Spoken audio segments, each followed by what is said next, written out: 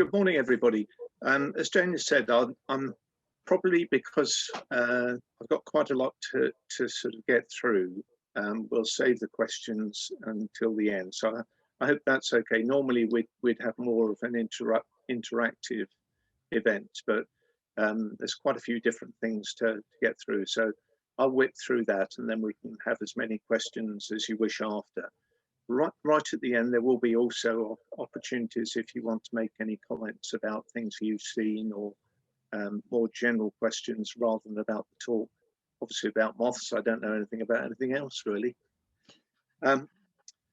So a couple of years ago, Ben Smart and myself had been thinking about trying to put something together in the way of a book for the county. And we decided, lockdown sort of forced our hands in a way, and then the Tanyptera Trust, who are based at Liverpool Museum, came along and very generously offered to help in many ways, including financially. Jane, can I just get a quick thumbs up, make sure the volume is okay, that I'm coming through clearly? Can you hear me okay? Quick thumbs up. Yeah, got the thumbs up, thank you. So in terms of wildlife generally, we all have an interest in wildlife, and probably like me, you've been watching Springwatch in the last few weeks, if you've not been yomping up hills and setting moth traps. And to me, it's a very interesting program. It covers wildlife generally, but it's always very much towards, well, if you're into birds, you're very well placed. If you're into deers, badgers, and perhaps even beavers, then yeah, you probably do quite well. But when it comes to anything else, there's virtually nothing. In the last few years, moths have started to get a sort of look in on odd occasions. But what about butterflies? I don't think I've seen anything on butterflies. And perhaps even more critically, what about plants? They're the sort of the backbone of everything that goes on within natural history. And yet I don't think I've seen a single plant covered in Springwatch in the last few years. I might be wrong. So there's a general perception, I think, amongst the public that wildlife is birds, or wildlife is deer, or whatever. And I think one of the really important messages we have to get across is, and for our own benefit as well, knowing what's going on, is to be able to study moths, find out what they're doing, how they're doing, where they occur, what they're associated with, and so on. Now, the great thing, I'm not going to be preaching like that all the way through. The great thing about moths is the diversity.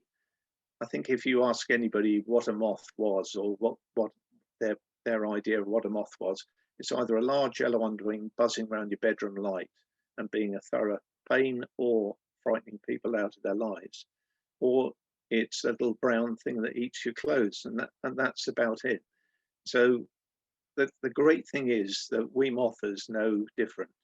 We know that out there is this fantastic variety of shapes and sizes, from the really smallest one, like this Eriocrania, to a hook tip, scalloped hook tip.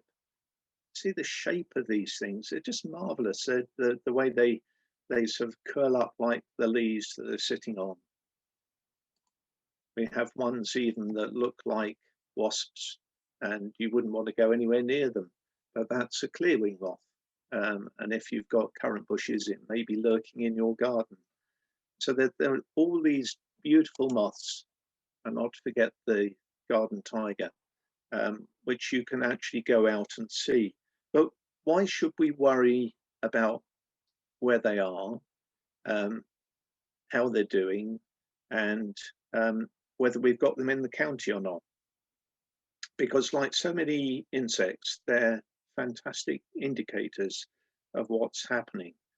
They're out there pollinating at night time when most of us are fast asleep, or they're providing food for the many birds that are around with young at this time of year, the caterpillars are, or even the moths. I had a a cheeky robin this morning chasing a blood vein moth across the lawn as it flew away from the trap. Fortunately, the moth got away, but I think the robin probably coped quite well without eating it. So we've got this huge variety of species, and we want to know a little bit more about them, a bit more in depth about what's happening in the county, not just for whether we can go out and see them or not, which is one of the big elements of recording moths, but whether we can actually sort of appreciate how they are doing. So this slide here gives you an indication of the species diversity within Britain and within Lancashire.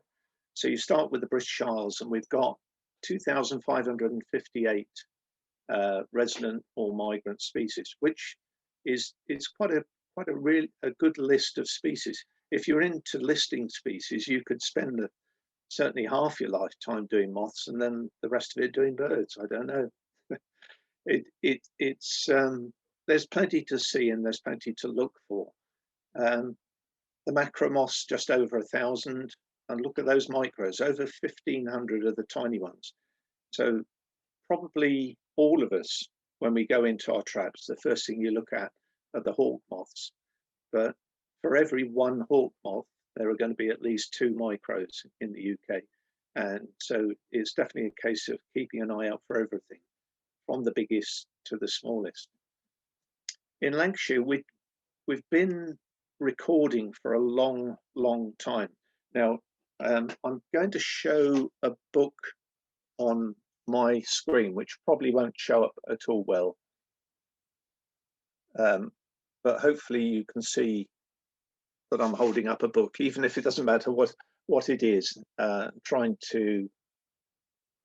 So the Lepidopterous fauna of Lancashire and Cheshire, that was published in 1940. It's a bit of a glorified list, really, rather than a proper fauna, but it listed everything that was in the Lancashire and Cheshire area.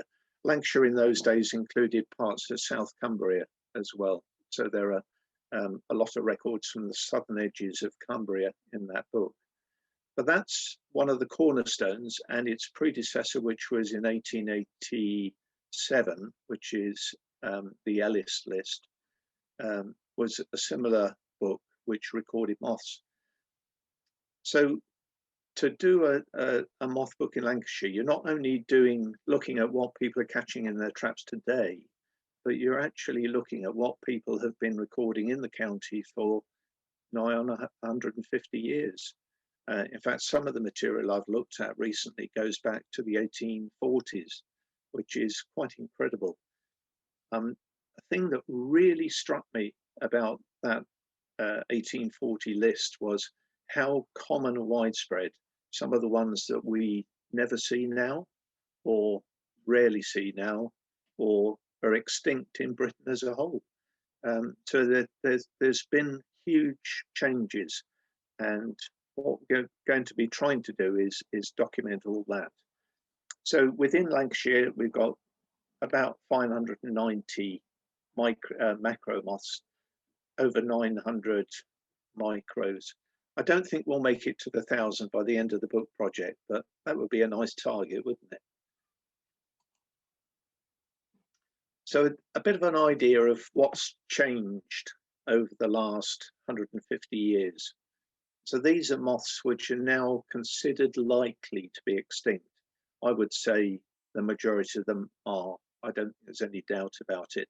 Some we can get an idea from what's happening nationally.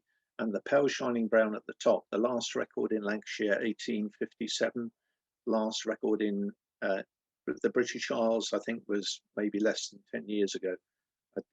I think it's a really rare moth. The bordered grey, I wish I had a photograph to show you. It's an interesting moth. It's on mossland.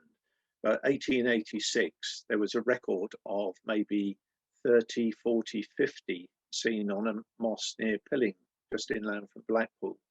And it's now not been seen since 1886. And so you go through that list.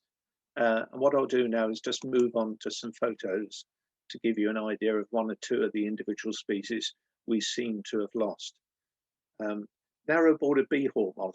It's recorded throughout the UK from the south coast right up to the north of Scotland. I had a chap with Roy Leverton, who I mentioned earlier to Justine, who has had 5 this year in his garden in Banffshire. Why do we not get it in Lancashire? Well, I think like so many other species, it's probably down to habitat loss or management of that habitat. They like very wide open rides with low plants such as ground ivy and bugle to nectaron. They need devil's spit, scabious plants for the caterpillars to survive. And those plants, and as I mentioned right at the start, the plants are at the bottom of the list, but the most important really at the top of the list. So if those plants aren't there, those insects can't be there.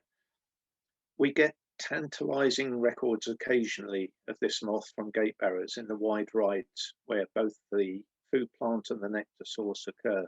But for some reason or other, I don't think it is there anymore. If it is, it's in really, really tiny numbers. And we found more often than not that if a description is given, then it turns out to be the bee moth, which also hovers in front of similar flowers at the same time of year. The argent and sable is a fascinating one because it still, I believe, occurs on Meathop Moss just across the border into Cumbria, but it's been lost from Lancashire. The last record, I can't quite remember now, I think it was in the late 1960s. It was on the earlier list anyway, so if you want to go back later and have a look, you can. So the argent and sable flies during the daytime. I don't know how much it comes to light.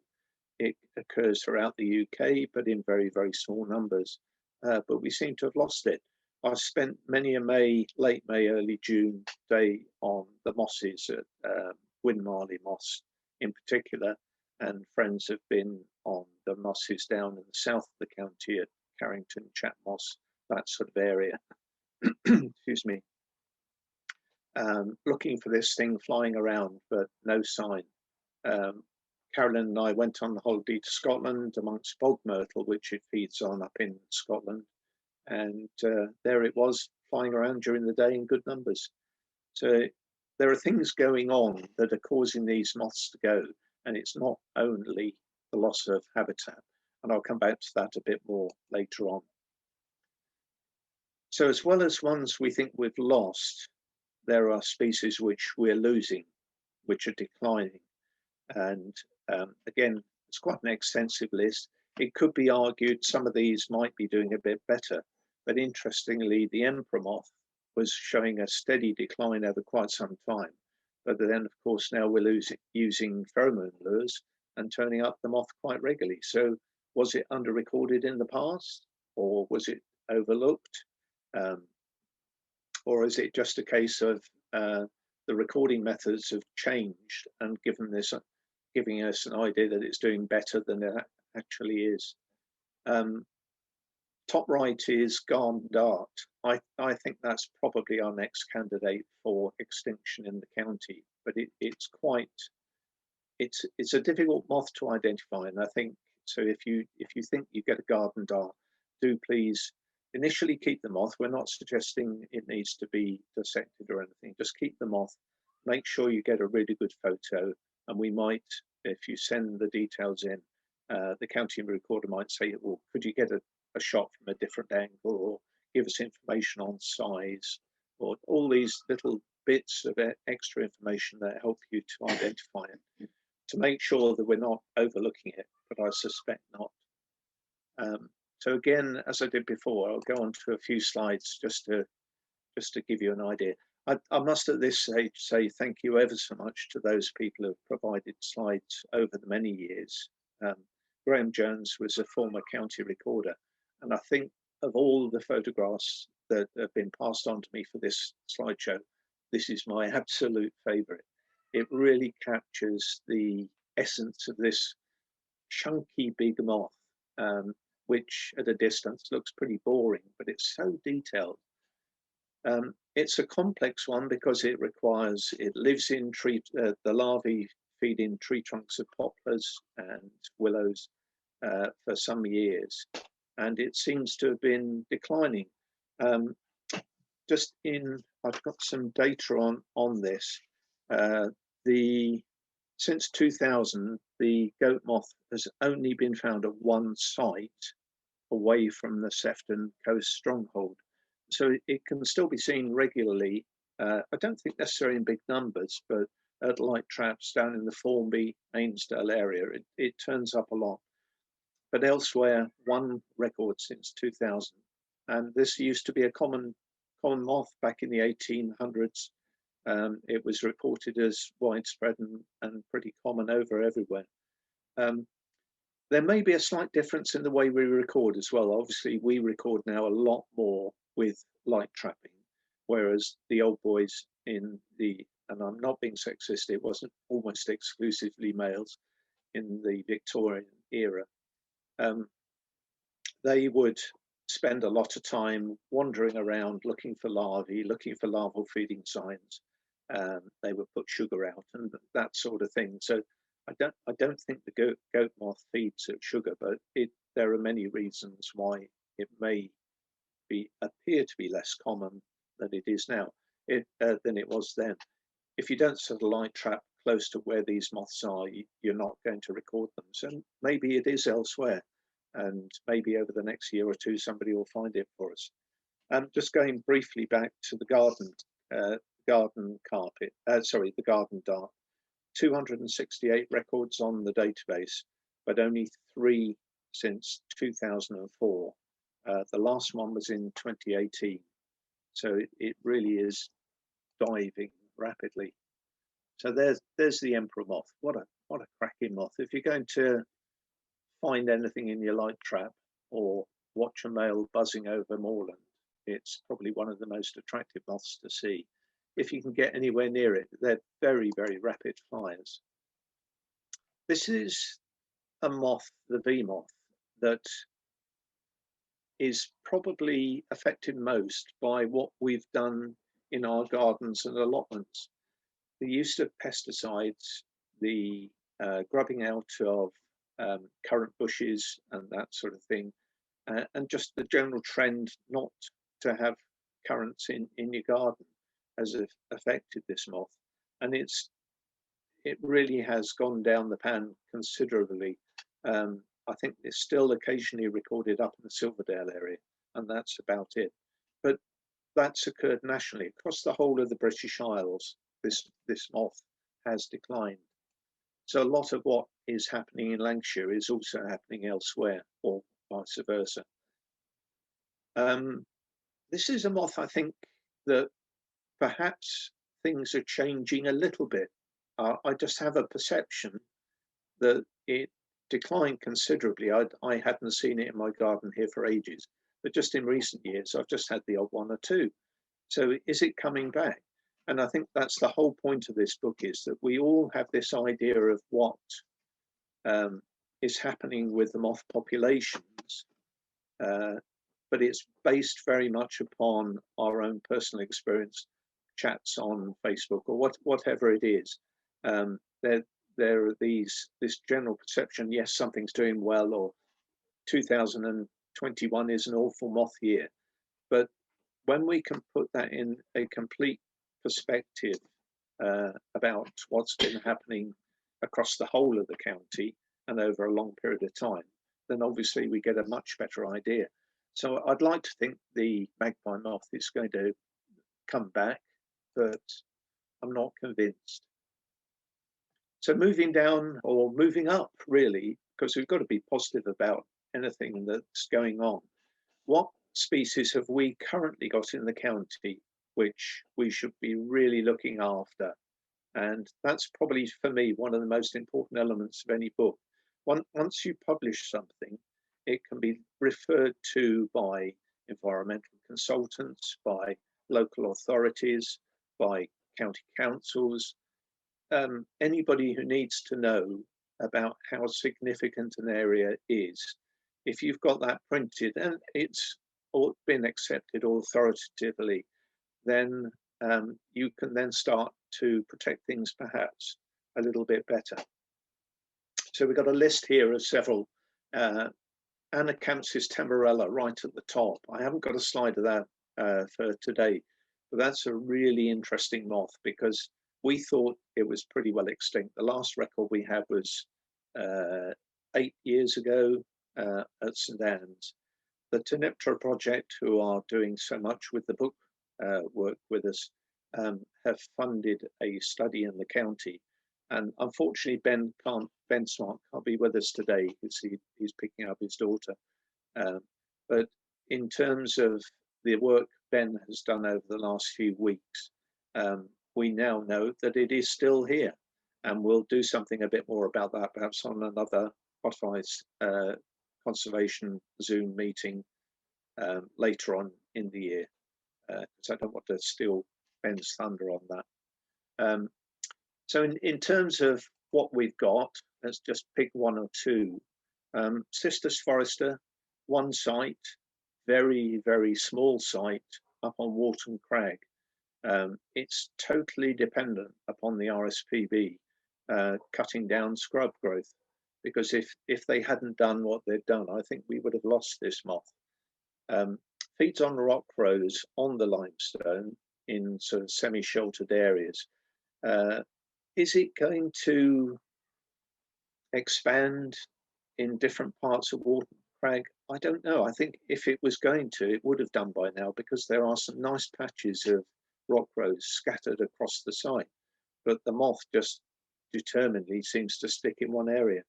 So it's so close to being lost, but we can protect it, we can look after it. Unfortunately, in this case, the RSPB is doing good work in protecting the site. My favourite, the Belted Beauty, up on Sunderland Point. To put it in perspective, nationally, or within the British Isles as a whole, there are sites in Ireland and Northern Ireland, and there are sites in Western Scotland, and there's our site near Heysham. Other than that, that's it. It's been lost. Coastal development, seawalls, golf courses, houses, roads, you name it. Everything that this moth needed on its coast, on its edges of coastal habitat, have gone. Lots of effort has been put in to reintroduce them into areas in North Wales, and that failed. There was a site on the Wirral until 20 years ago. That's lost. So, you know, this moth, although you can go up there and you can see it, you can walk out during the day in April and see this beautiful male, and even more beautiful the female, I think, although some might dispute that, the woodlouse look, but it's very trendy these days, the woodlice look, I think. So you've got these two, male and female moth, just really on the brink, and it's just so important that we know where they are, how they're doing, we can look after them. There's a close-up of the female. This is a weird one, netted carpet, always thought to be just in South Cumbria, and then Brian Hancock and, well, Martin Ellsworth first, or Martin's wife, sorry, first, Martin and his wife, and then Brian, found this in a couple of sites in the Silverdale area. It's still there, it hangs on just like gripping fingers on a cliff edge, really. The problems are the food plant is very restricted. It only feeds on one plant. The habitat is very restricted, so it needs management. It needs looking after. The plants are very, very delicate and easily damaged, and if they're not there, the caterpillar can't feed. So it's yet another moth, which is such a fantastic species to have in the county. Was it introduced? There's hints in some of the literature which I've seen that there was a chap who lived in Carnforth who supplied moths for people. This is in the Victorian era, supplied moths for collectors. So he would rear them up and keep pupae and send pupae out, presumably by stagecoach or whatever, probably on the train. to people across the country. And there was this business that was going on at that particular time. Did he perhaps introduce the plant into the local woods in Silverdale? He lived close by, and has the moth survived on and off through that? He wanted local stock, so he didn't have to go up to Cumbria to get the moth. Who knows? Well, we probably never will know. I like to think it's the resident, but there's always that slight doubt. So if we move on again, we've got resident moths that have increased their range. So we're getting into the good news area, and a lot of the increases that have taken place are very much linked to climate change, but also they're down to you. They're down to all the people who are now interested in moths, running a light trap, going out looking for caterpillars, whatever it is that sort of rocks your boat, as they say. It's so fantastic to have such a large number of people. I think at last count we had over 300 contributors, well over 300 contributors of moth records over the last 20 years. And it can only get better, so keep on sending those records in. Anyway, as a result of that hard work by you lot, we've got things like thistle ermine, blood vein, white pinion spotted, all things probably now that we consider quite common. When I first moved into the county in '93, half of these, 3/4 of these, weren't even on the county list. So they've moved into Lancashire, or local populations have increased. But just a brief look at one or two of these. The thistle ermine, it's halfway between an ermine moth macro and one of the smaller ermine moths. It's quite a chunky thing, long and thin, feeds on thistle. I had one in the trap here about 2 or 3 nights ago, so it's just beginning to come out. If you're into looking for caterpillars, look in thick old thistle stems, dried out ones. You can tell them, because if you run your hand up and down, you'll get prickles in them. And open it up, and you may well find the pupae or the caterpillar actually in the stem. We've recorded it that way on 1 or 2 places. Small blood vein. When Pauline took this photograph, I think it was had just nipped across from Cheshire into Lancashire. So, and it's now a moth that's moved up throughout much of the county. How much? Well, we'll find out when we get to the book. Blackneck. Well, what can you say?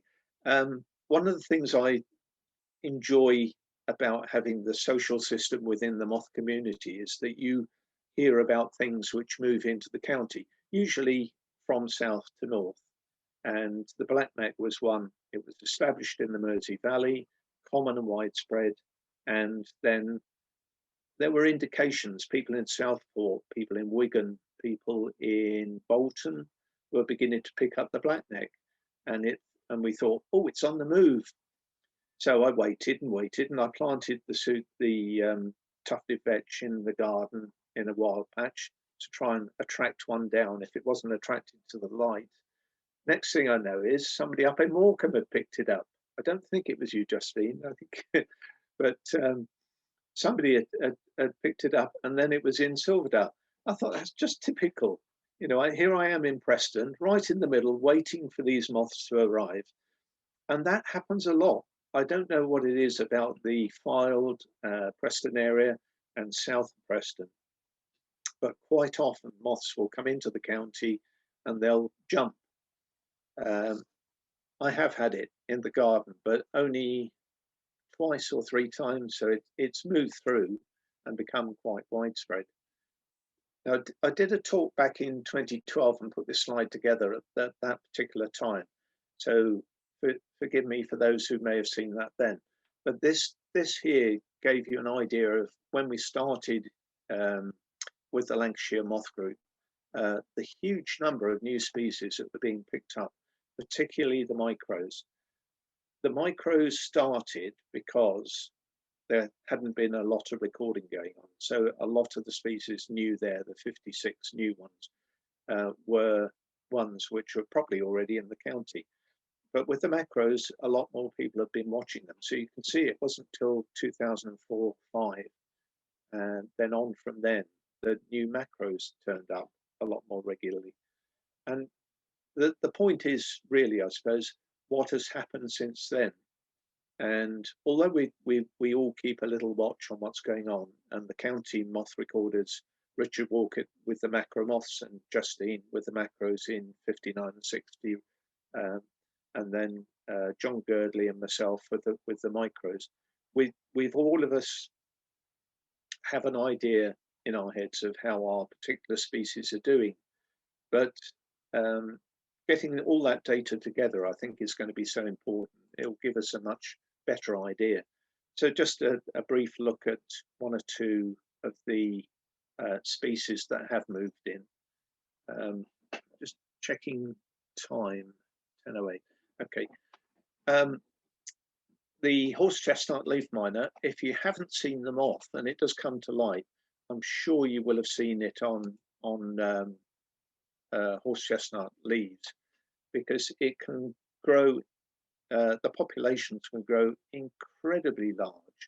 And in fact, this spring, one of the most common moths I found when I was out and about, because other moths seem to be in low numbers, if I tapped a trunk of horse chestnut back in May, wherever I was, this moth would fly off.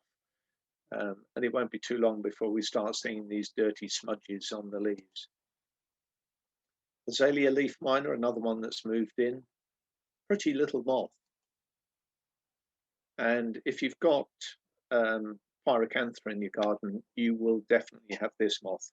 So if you haven't found it yet, either in your light trap, go and have a look at your pyracantha for that sort of filmy top to the leaf, and you can record Leucographella, the 5-horn leaf miner, nice and easily.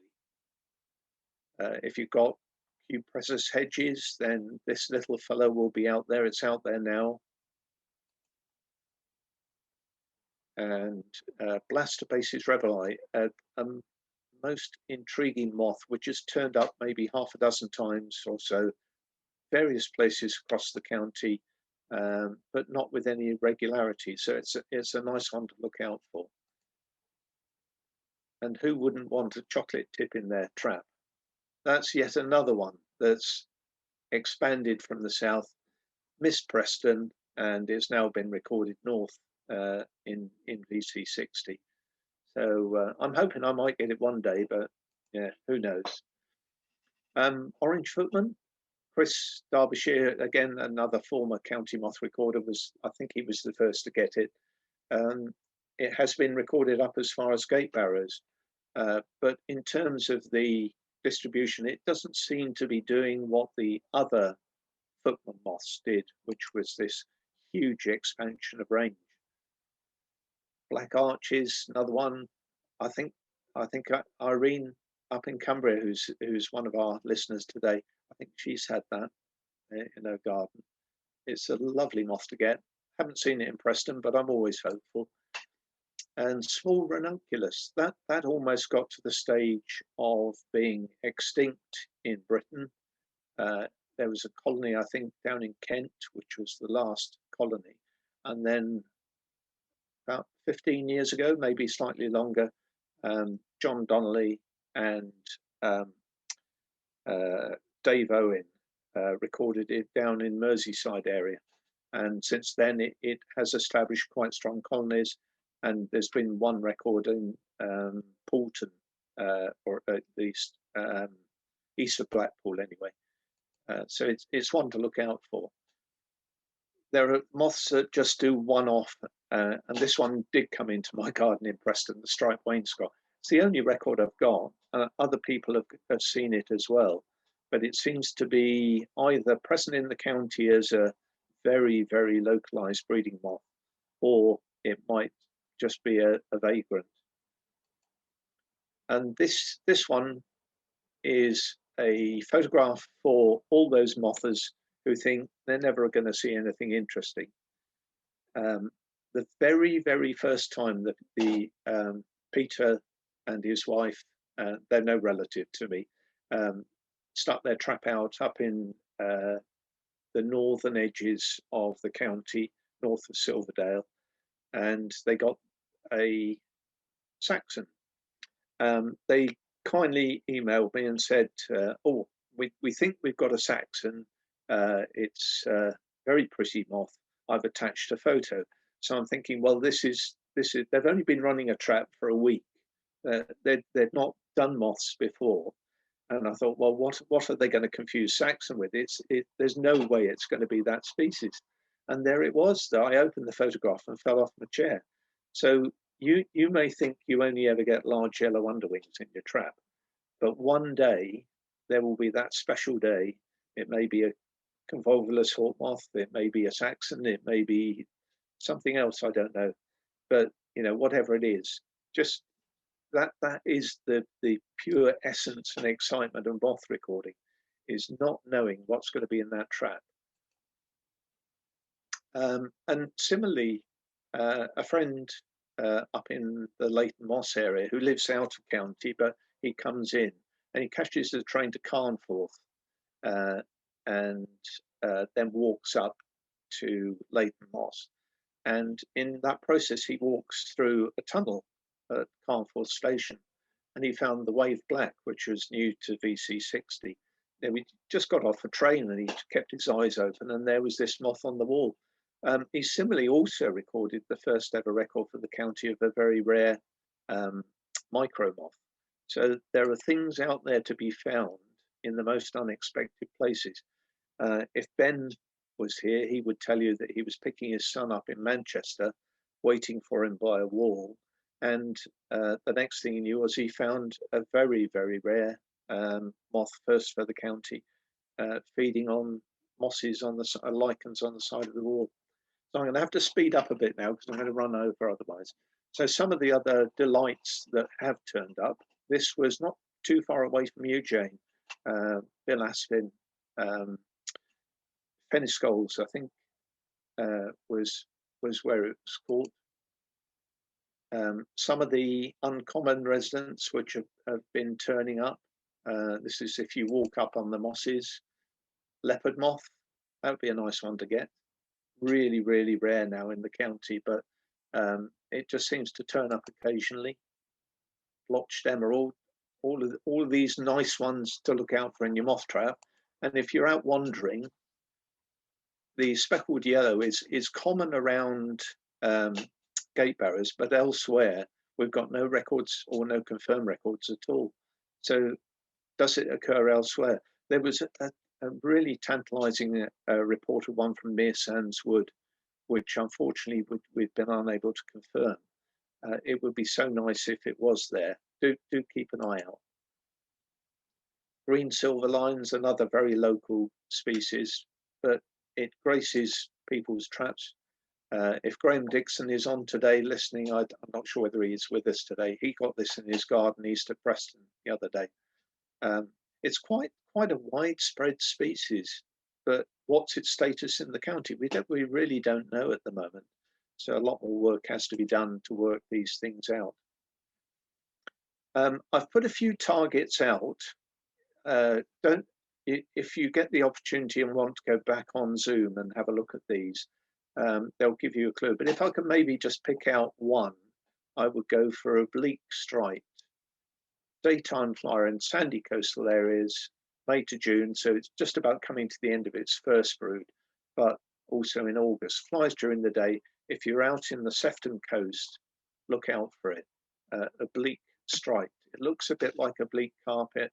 It looks a bit like the gem, a migrant species. Just net it and photograph it if you can. So there are lots of others on that list, and the list actually is huge. Collect some caterpillars.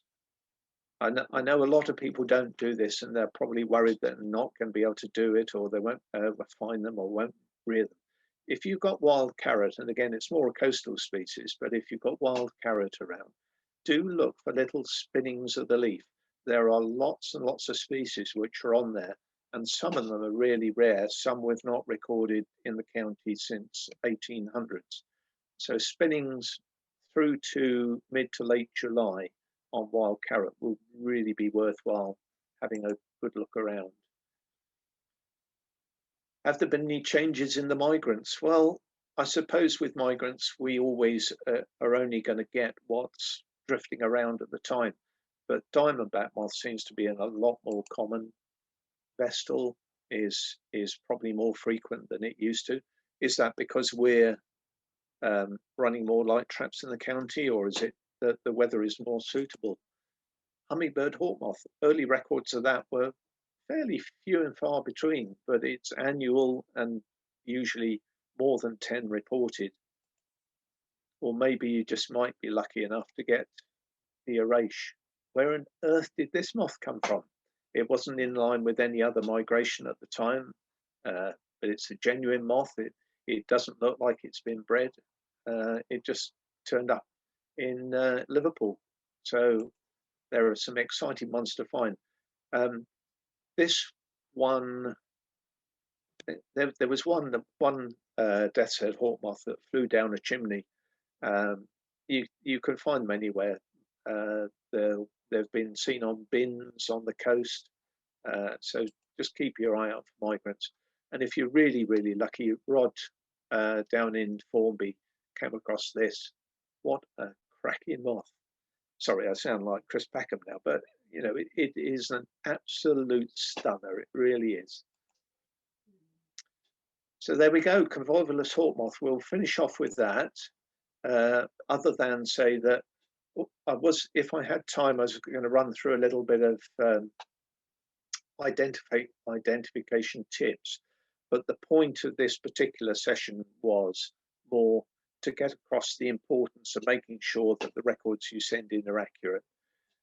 So do take time to look things. This little snippet here, at the top are guidelines which advise whether you need to keep a moth, photograph it, keep it possibly for dissection to confirm it.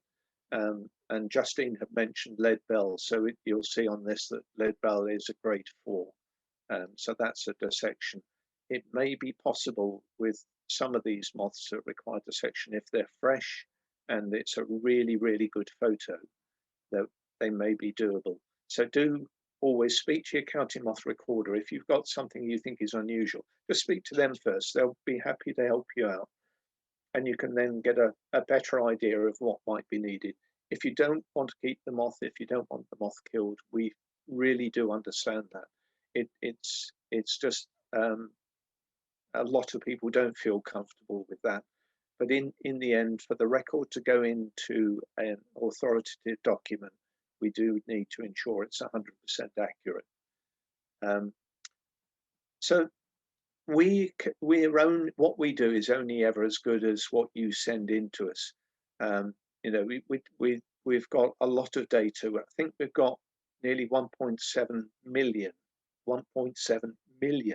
moth records on the county database. It's just phenomenal, really is. And so for you sending in those records to us is the most important part of the recording. We all enjoy new moths. We enjoy seeing pictures of them on Facebook and so on.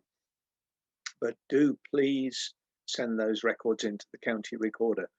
That's the only way that we can actually get them in the book. And it's so important they're documented. So this is the finishing slide. In the core of our garden, Carolyn spends a lot of time doing gardening and growing various vegetables and things like that. There's a portion of that patch which has concrete underneath. Our place where we live used to be a chicken farm nearby with a big concrete yard. So there's an area where there's no soil, and we have for the past 15 years have planted mullein there. And it comes up each year, 1 or 2 plants, and you'll get this fantastic variety of insects associated with it. In this, I think somebody's unmuted, so they're breaking through at the moment. the moths that we've got in the garden, I've never ever had mullein before. Carolyn came running in. I've never seen her move so fast, and she said, "Come and look and see what's on the mullein plant." And there were these tiny mullein moth caterpillars. So as you can see, we've put a net around it. We don't want them being parasitized or pecked at by the birds, and we're going to mollycoddle these through and just really enjoy getting a brand new moth for this 10 kilometre square, this tetrad, and for our garden. And that's what we're all about, really, isn't it? So thank you very much, and back to Jane.